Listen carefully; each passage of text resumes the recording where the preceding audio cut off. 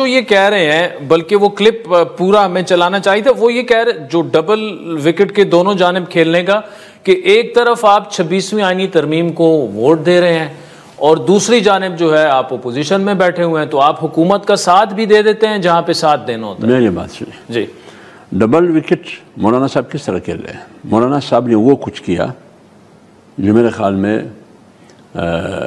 آج کی سیاست میں جو پارلیمنٹ اشاروں پہ کھیل رہی ہے، جو لوگ حکومت میں ہیں یا جو پارٹیاں حکومت کو سپورٹ کر رہی ہے، دعویٰ یہ ہے کہ ہم حکومت میں نہیں ہیں لیکن حکومت کو سپورٹ کر رہے ہیں، ہم یہ قانون سازی کس کے کہنے پہ کر رہے ہیں؟ جب 26ویں آئینی ترمیم آئی، آپ نے مولانا صاحب کو بھی سنا ہوگا، 56 کلاسز تھے یا نہیں تھے؟ 56 تھے۔ 56 میں سے مولانا صاحب نے لا کے محدود کیا 22 تک، 5 اپنے اس میں، جس پر پی ٹی آئی بھی مان گئی تھی۔ میں بھی آ رہا ہوں اسی پر۔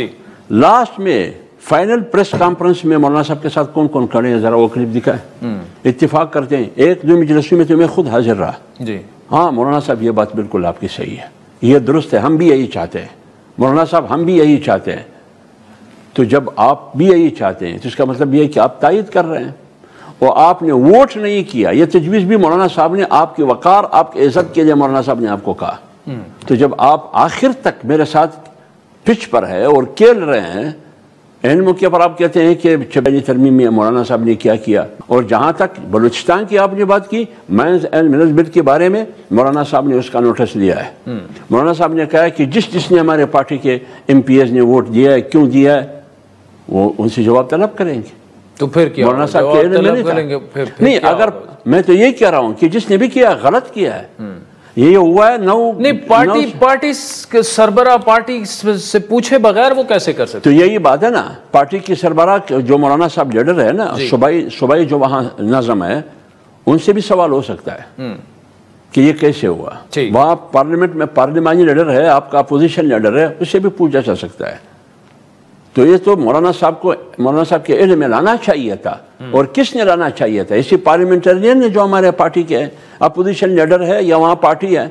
تو ابھی تک جب مولانا کے علم میں نہیں ہے، جیسے منلز بل پاس ہوا، سوشل میڈیا پہ ایک طوفان آیا، تو مولانا صاحب کو علم میں ہوا، جیسے مولانا صاحب کو علم میں آیا انہوں نے فوراً نوٹس لے لیا۔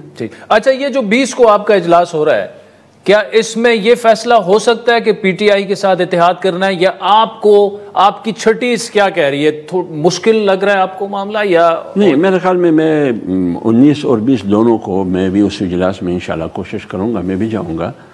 اس میں یہ زیر بحث یہ باتیں آئے گی، کیونکہ مولانا صاحب کے ساتھ جتنی بھی رابطے ہوئے، تو اسی لیے اجلاس رکھا ہے کہ وہ صورتحال اجلاس کے سامنے رکھیں گے، پھر اجلاس فیصلہ کرے گی، کثرت رائے سے فیصلہ ہوگی، اتفاق سے فیصلہ ہوگا۔ پہلے وہ باتیں سامنے آ جائے کہ مولانا صاحب کے ساتھ کیا کیا باتیں ہوئی ہیں، وہ اور عمران خان کے پاس کیا کیا تحفظات رکھے گئے ہیں، سیناریو کیا ہے، ہمیں کیا کرنا چاہیے، اس کے بعد میں ایک رائے قائم کر سکتا ہوں۔ جب ان کی موقف اور باتیں سامنے نہ آ جائے، میں یہاں بات نہیں کر سکتا ہوں۔